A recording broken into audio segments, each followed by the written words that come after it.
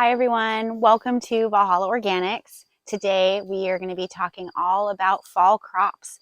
So there's a ton of different crops we can grow in the summertime, but there are a bunch of crops that you can plant in the fall to harvest in the fall or plant in the fall to harvest next spring or next summer. This right here is our garlic and shallots bed. So we have 5 different kinds of garlic and 2 kinds of shallots that we've planted in here, and we will be able to harvest these next summer. So we're pretty excited about our fall crops. We're going to take you on a little tour today. First, we'll take a closer look at our garlic bed. Now, this is a raised bed that's basically a bonus garden for us. When we first moved to this property, we noticed this pretty dilapidated old raised bed with a deer guard to cover over it. And Chris was able to get all the weeds removed and fresh, beautiful garden soil put in there. And I planted the garlic and we got it all mulched over. This here is a device that actually makes a noise underground that the gophers don't like.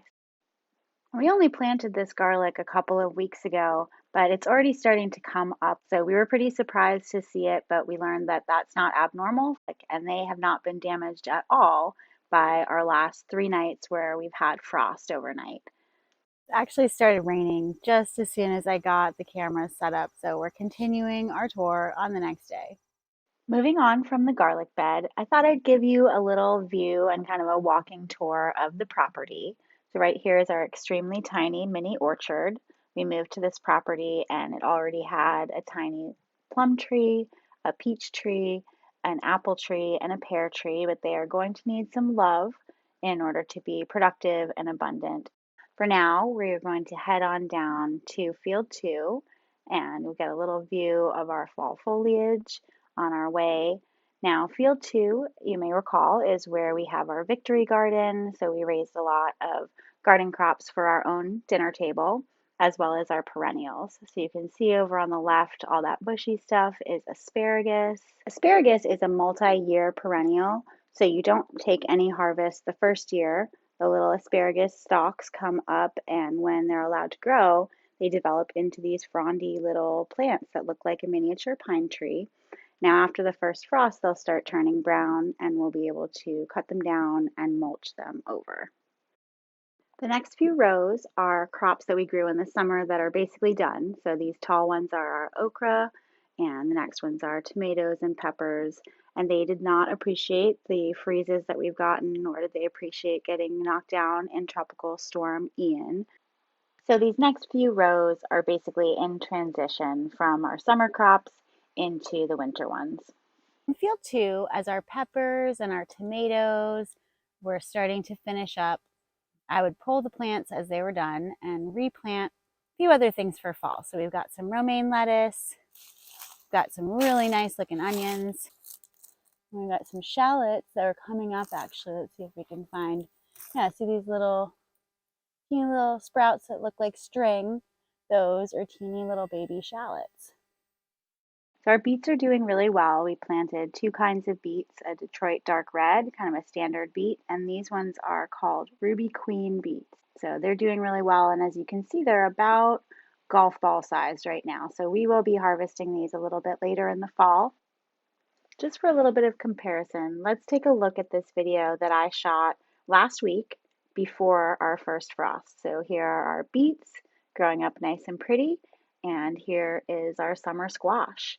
So we have yellow crookneck squash and delicata squash growing in this row. We've also got some huge radishes you can see growing in and amongst the squash. So as you can see, the squash is perfectly healthy, perfectly happy, late season squash. After our first frost, the beets are still looking fantastic, if not a little better.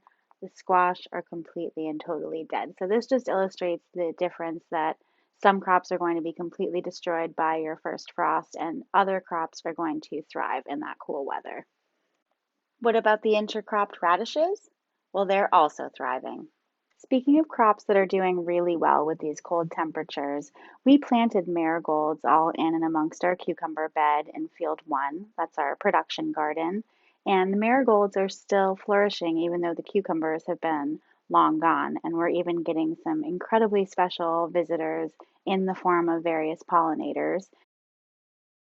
Moving on from field 2, our victory garden, to field 1, our production garden.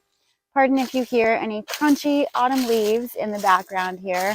That's just part of the charm of fall, I guess. So we had our cucumbers, our peppers, and most of our squash growing in field 1 throughout the summer.